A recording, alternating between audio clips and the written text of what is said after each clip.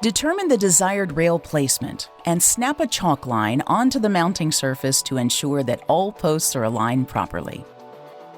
Beneath all post locations, install at least two 2-inch by 8-inch blocks using at least three number 10 by 3.5-inch deck screws, penetrating through the joist at least 1.5 inches into the blocks.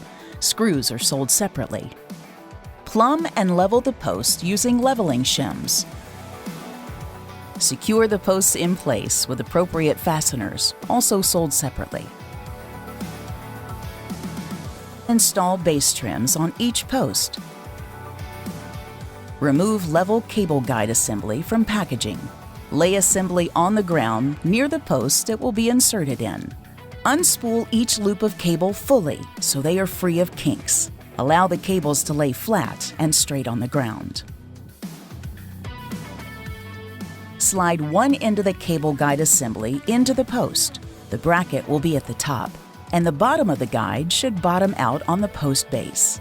The cable will slide down the post through the open slot in the side of the post. Make sure the excess cable exits out of the top of the post. Ensure cables do not cross or tangle as the guide is inserted into the post. If they do, this is easily corrected before initial tensioning. While holding the cable guide, use a back and forth motion to stretch the cable and work guide towards your next post. Ensure an equal amount of excess cable remains on both ends of the guides. Be careful not to pull all the slack into one guide. If needed, you can redistribute the slack by loosening cables in the middle of the section and pulling excess in the direction needed. Slide cable guide into the channel of the second post, ensuring that the excess cable feeds up and out of the top of the post. Ensure that both sides of the cable panel are sitting all the way to the bottom of the post. Measure the distance between your posts, then subtract 1/4 inch.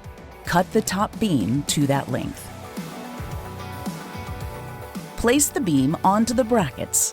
The larger channel of the beam will face up, and the two grooves on the bottom will nest with the cable guide bracket. Feed the excess cable from each post into the tensioner mechanisms. Make sure the cable is rounding the last turn of the guide by looking down the post. Place locker mechanism into the channel of the top beam as close to the post as possible.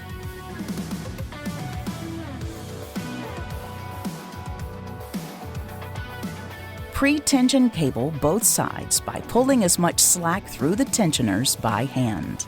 This step is crucial to attain proper finish tension. Pull hard. Wearing a glove may help while pre-tensioning. Ensure that the cable is centered in the cable guide while pulling the cable tight. Use an impact driver or power drill. Tighten the tensioners. Use a 9/16 socket to tighten the bolt at the end of the tensioner. Do this at each post until spring is no longer visible. Complete this step for all sections. Initial tensioning is now complete. To finalize tensioning, push down on top row of cable firmly. The spring near the first cable guide should be visible once again. Using your drill and 9/16 socket, tension the bolt until spring is no longer visible.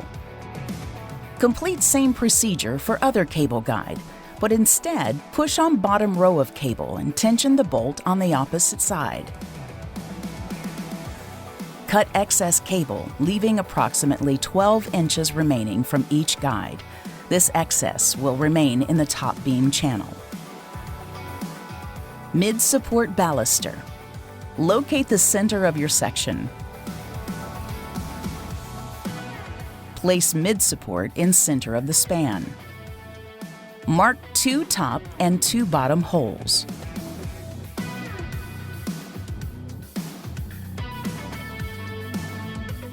Remove support and pre-drill with an 1/8 inch drill bit.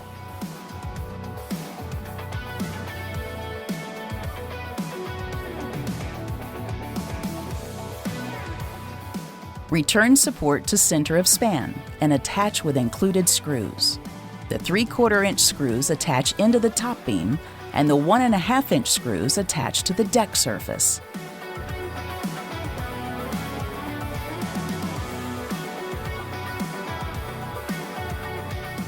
Align the mid-support cover with mid-support and secure with flathead screws.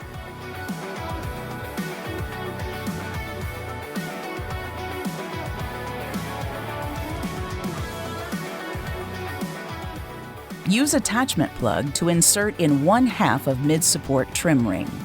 Place both halves at bottom of support and push together. Cut the top rail to the same measurement as the previously cut top beam. Place the cut rail over the beam and snap into place using a rubber mallet if needed.